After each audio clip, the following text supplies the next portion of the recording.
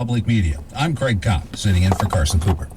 David Jolly is a longtime aide to the late C.W. Bill Young and a former Washington lobbyist who has kind of a new job now, candidate for the congressional seat in Florida's 13th district in Pinellas County. Yes, that, of course, is Bill Young's seat. Jolly won a Republican primary contest to run for the seat and will face Democrat Alex Sink in a special election March 11th. And David Jolly joins us now. David Jolly, welcome to Florida Matters. Well, thank you very much for having me. I appreciate it. That's good to have you here. How long did you work for Bill Young? Tell us the story of how you got from law school graduate to running for Congress. Sure. So, listen, I worked with Mr. Young for nearly 20 years in one capacity or another, both on his congressional staff in D.C., here in Pinellas County, as well as his private counsel and political counsel, if you will. I actually went to law school at night while I was working for Mr. Young. When I graduated from college, I knew I should go to law school, but I wasn't ready for it. I knew I wasn't mature enough for it. I went to work on Capitol Hill. After 2 or 3 years, I enrolled in a night program at George Mason University Law School. And so I spent 4 years working on the Hill and then going to law school in the evenings. I know it's not possible, but don't you think it kind of felt like Bill Young was going to be in Congress forever? So that's funny. Look, when I got to D.C., so when I graduated from college, I had never been north of Tennessee. My opponents like to paint me as this Washington insider and so forth, and we can talk about that. But the truth is, I was a preacher's kid who was born in Dunedin, spent a lot of time over here in Dade City. Actually, my father was a pastor at First Baptist Dade City. We didn't come from means. And when I graduated from college, I'd never been north of Tennessee. When Republicans won the Congress in 1994, I had some pretty core economic and fiscal conservative positions. I wanted to get involved in public policy, so I went to D.C. I didn't know a soul. And somebody said, well, I know a man named Bill Young. You should meet him. At the time, I thought, well, I don't want to work for this old guy. He's already been in office, for 24 years. Little did I know it was going to be the opportunity to work for one of the greatest legislators in Congress. The irony is, in 1995, one of the first issues he had me work on was the term limits debate. Well, I was born in 1972. He was elected to Congress in 1970, and here I was at 20-something years old talking about term limits. Quite an education, I assume. Very much. Hey, Capitol Hill is the best graduate school in the country. Since it felt like he was going to be there and be there and be there and never be gone, did you ever consider running for this office before he died? The first time it came up was in 2009. He considered retiring, and it was at a point in my life where I thought perhaps that was something I would be interested in. He and I discussed it, and I began to think about it then. Fortunately, he stayed in office for several more years. I've never been one who has just set out to say, I want to run for public office. Frankly, there's very little reason why I should be leaving my business and getting into politics. But I felt like the time was right this go-round. I felt like I had an opportunity to offer something to the voters. When Mr. Young passed away, there were several candidates being discussed. I went to a few of them, one in particular, Mayor Rick Baker from St. Petersburg, and I said, Mayor, I think you should run. I think you would be a great person in this seat. I'd like to support you. And if you decide to run, let me help go to the other candidates who are considering it and say we need to clear the primary. When he chose not to run, I decided the time was right for me to get in. By 2009, when you said this was first discussed, you were already out of Congressman Young's office. I was a lobbyist. Now, we need to talk about lobbyists. Yes, let's do it, please. What's a lobbyist do, and how does that kind of work qualify you to be a member of Congress? Listen, my opponents have a lot of fun with the term lobbying, and I understand kind of the toxicity. They're not exactly lauded in the lobby That's right. circles. I think you know that. They're not. Listen, it's advocacy. And let me give you a couple examples, and then we can really get into some of the concerns people have about lobbying. But let me give you a couple examples of what it really means. Mark Lunsford, who lost his daughter Jessica to a sexual predator in 2005. I met him one day when he was lobbying for funding for the Marshal Service to go after sex offenders. And he wasn't able to get it done. For everything he had accomplished to get the law in place, he wasn't able to get funding for the Marshal Service. I said, I want to help you, Mark. And so, pro bono, he and I, for 2 years, worked to secure nearly $60 million for the Marshal Service to go after sex offenders, to help our communities be safer, our children to be safer. Now, technically, that makes me a lobbyist. That makes Mark Lunsford a lobbyist. I've also worked with a local business in Pinellas County that developed a technology to detect roadside bombs at a distance. So our men and women in uniform don't have to be in contact with them before they detect them. We accomplished two things I did as their lobbyist. First, we grew that small company from 3 people to 30 people, 30 employees now in Pinellas County. And secondly, we got those units deployed to Iraq this year. So they're in the field protecting the lives of soldiers. Now, it's a business, so people pay you to be their advocate in Right. Congress, and I assume they pay you because of your background and knowing your ways around the halls Sure, and what's behind sure. door number 1 and what's behind door Right. number 2.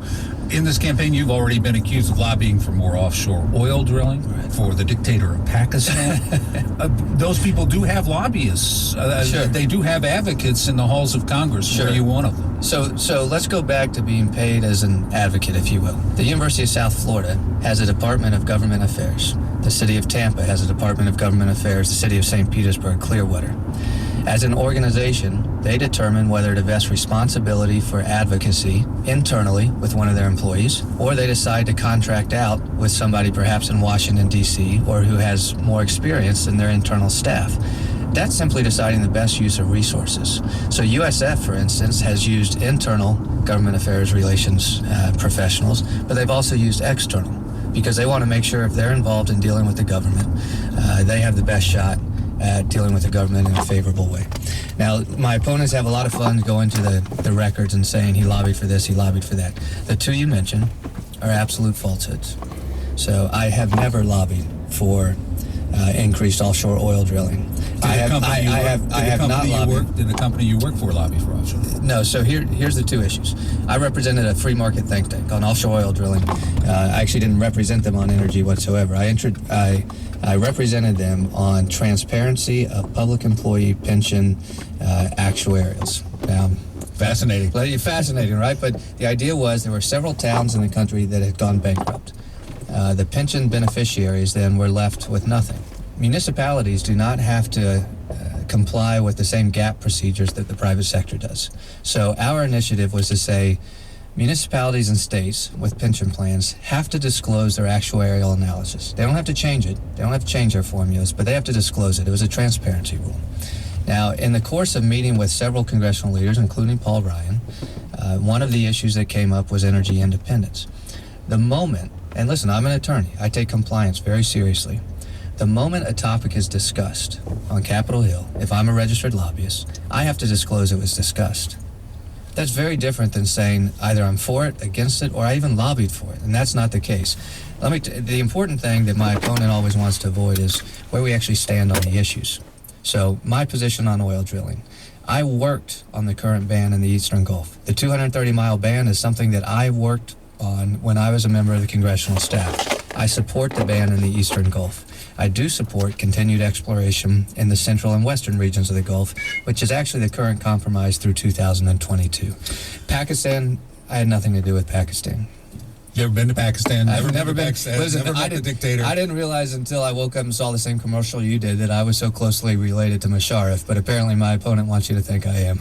Your opponent in this race, Alex Sink, you say, was handpicked by the Washington establishment. Right. As a lobbyist, aren't you kind of part of the Washington establishment? No, that's a great question, and I want to drive a point of distinction down through this. My Washington experience is exactly that. It's experience working in Washington on behalf of Pinellas County. I'm a Pinellas County guy for nearly 20 years that has worked on behalf of the people of Pinellas County, including in Congress with Mr. Young, fighting for Pinellas County.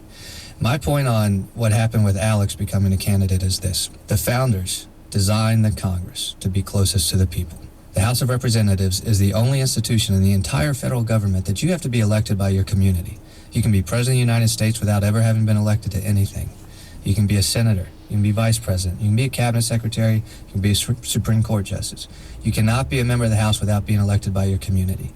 What Alex Sink and the Democratic National Committee has done is suggested to Pinellas County, Florida, that there's not a single person in Pinellas County capable of representing ourselves. Now, that's an issue that is at tension with the vision of the founders when it comes to Congress, and that's why I think it's a substantive issue. But really, she's from Hillsborough County. It's not that far from Pinellas County. It isn't a member of Congress realistically these days dealing with a lot of issues that are key to the Tampa Bay region at this point? It's another great question. Tim Nickens with the Tampa Bay Times took a broad swipe at me on exactly this issue. They're not mutually exclusive. I believe that a member of Congress should be from the community that they represent.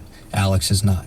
I also believe it's a responsibility of a member of Congress to look out for regional priorities. So when I sat with the Tampa Tribune editorial board, they asked about my support for University of South Florida research and for MacDill Air Force Base. Yes, it's important that a member of the Pinellas County congressional delegation support regional economic development, and I would. I've done that in the past. I was there for the fights to protect MacDill.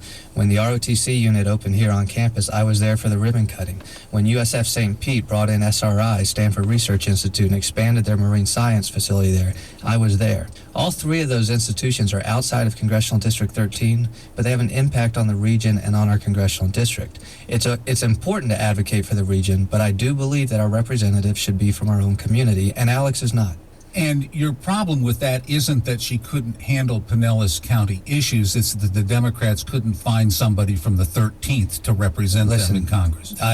There is a quiet audacity to what the Democrats have done, and it really goes back to what I said. They have suggested that there's not a single person in Pinellas County capable of representing ourselves, and I think that's wrong. Jessica Ehrlich was in this race. She is a competent, qualified attorney. She was a Democrat that the Democrats had already put on their watch list as somebody that was the future of the party. And the moment Mr. Young passed away, within 14 hours, the Democratic National Committee and Alex Sink positioned her to run for Mr. Young's seat and pushed out Jessica Ehrlich. They don't call this a race for nothing, though. They want your party wants to win, her Right. party wants to win. They decided that she had the best chance of winning and that she's got plenty of experience. Is there an issue in Pinellas County that you don't think she could handle? They want to win this race for Washington, D.C. This is Washington, D.C. trying to win this race. When I got into this race, my phone never rang from Washington, D.C. I'm not a candidate of the NRCC. Frankly, in a lot of ways, they did not want me to run. They didn't think I was the right candidate for this race.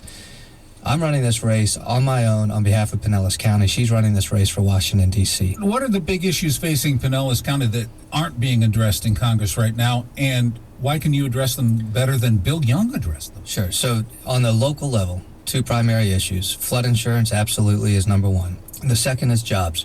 We know the manufacturing defense industry that built up around Mr. Young over the course of 43 years. Those jobs, in many ways, are now in jeopardy. We need somebody that can begin to work in the out-year budget of 2 to 3 years, that knows how to do it. I have done that. I have worked within the appropriations process to know how to protect jobs in Pinellas County. Alex is not familiar with our job base in Pinellas County. She simply is not. And she certainly is not knowledgeable about the congressional budgeting process to protect those jobs over the course of the next 2 to 3 years. I am. On flood insurance, I think we both agree that a delay in Biggert Waters is the immediate solution. We have to have that to stave off the increase. From there, we part ways. I actually think that once we have a delay in place, if we are going to have a federal program at all, we need to inject the efficiency and economics of the private sector into it, and once and for all recognize that we need to aggregate the risks across the country, across regions, and across natural disasters. We have earthquakes in California, we have tornadoes in the Midwest, we have snow in the Northwest and the Northeast, we have hurricanes in the Southeast. If we are going to have to look to Washington for any type of insurance product, let's aggregate the risk, diversify the risk, and ultimately add efficiencies to the product and drive the cost down. Now, Alex's comment on that is that's too hard to get done. She said last week that's too hard to get done. My attitude is I'm not resigned to a broken Congress. And if she thinks that's too hard to get done, I think it reflects the spirit in which she would bring service to the Congress. We need to talk about that, but we also need to take a break. We're talking with David Jolly, Republican candidate for the 13th Congress.